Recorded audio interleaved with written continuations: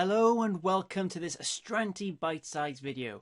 What you see in front of you is an extract from our F1 module on leases, which is part of our full course of CIMA materials for the F1 topic. Now, this topic comes up in F1 and F2.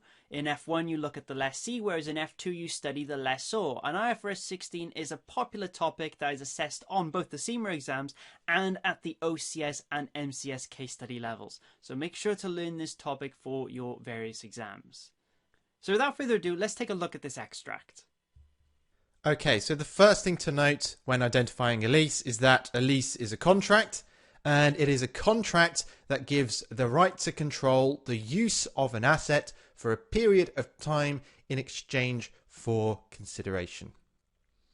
So you have the lessor and the lessee. We've already talked about those. The lessor is the one leasing out the asset. The lessee is the one using the asset. So in the contract, what happens? The lessor transfers the right to control to use the asset to the lessee for a period of time in exchange for consideration. So the lessee is usually paying to use the asset and the lessor is handing over control of use of that asset to the lessee. Those are two really important factors when it comes to identification. Because if the right to control isn't transferred, then you don't have a lease. Now, when it comes to the period of time, most of the time that is going to be literally time. But it doesn't have to be. Time can be measured as the amount of use. So for example, if you had an oven, rather than saying the oven will be leased out for 3 years, you would say the oven will be leased out for 10,000 loaves of bread. Or you might have machinery that has 500 runs rather than 3 years or something like that. So it doesn't have to be in time. It can be the amount of use of the identified asset. Okay, so establishing the right to control is important here, but it's not always easy, and it depends on two things. One of those is the right to obtain substantially all of the economic benefits from use of the asset, and the other is to direct the use of the asset. And this second point is most important because IFRS 16 gives some examples of when the right of use has actually been transferred. Okay, so let's consider an example. Again, we're with Astranti, and let's say Astranti leased larger lorries with a restriction on the overall mileage of those lorries of 100,000 miles per year. So they couldn't drive further than 100,000 miles per year in a single lorry. Can you identify it as a lease with that restriction on it?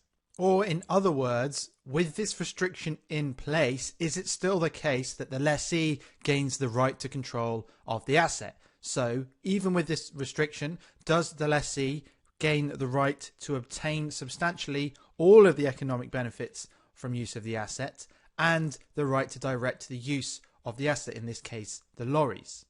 Yes, the right to control can be established and we can identify it as a lease, because these restrictions define the scope of the lease rather than preventing it from being a lease. So the right to obtain substantially all the economic benefits from the asset, that still exists because those larger lorries, well, all of the money from using them will go directly to Astranti. The right to direct the use of the asset, or they can put whatever they want in the back of the lorries. They can take it to whomever they need to take it to. It doesn't stop them from using the asset, but it does define the scope. So you can use these lorries for whatever you want, but you can only do 100,000 miles per year. So there's an example of a limitation on the scope of the lease, but it is still identifiable as a lease. Okay, another thing we need to look at though is substitution rights.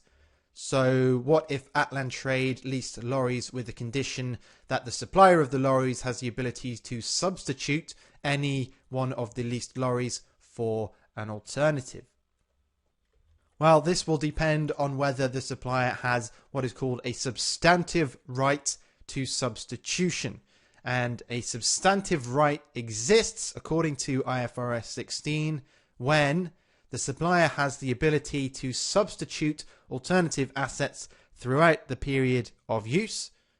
So for example, this would be the case when Astranti has no ability to prevent the supplier from substituting an original lorry for another one. There's nothing they can do to stop it. A substantive right also exists when the supplier would benefit economically from the substitution. So, for example, the lessor may substitute one of the lorries for a different lorry that is cheaper to insure. And if part of the lessor's responsibility is to insure that lorry, then they've now made it cheaper for themselves by providing a lorry that has cheaper insurance. And so they're benefiting economically from that substitution, and there's nothing that the lessee can do about that substitution. So if a substantive right to substitution exists within the contract, then the lessee does not have the right to direct the asset's use, because ultimately the lessor is exercising a degree of control over the asset. Then there is no lease. And the reason there is no lease is because the lessee does not have direct use, or does not have the right to direct the use of the asset, because there's nothing they can do to stop that asset being substituted for an alternative. Okay, this is a really important point, because again, if there are substantive substitution rights within the contract, then it's not a lease, and it therefore cannot be accounted for according to IFRS 16. It's accounted for separately.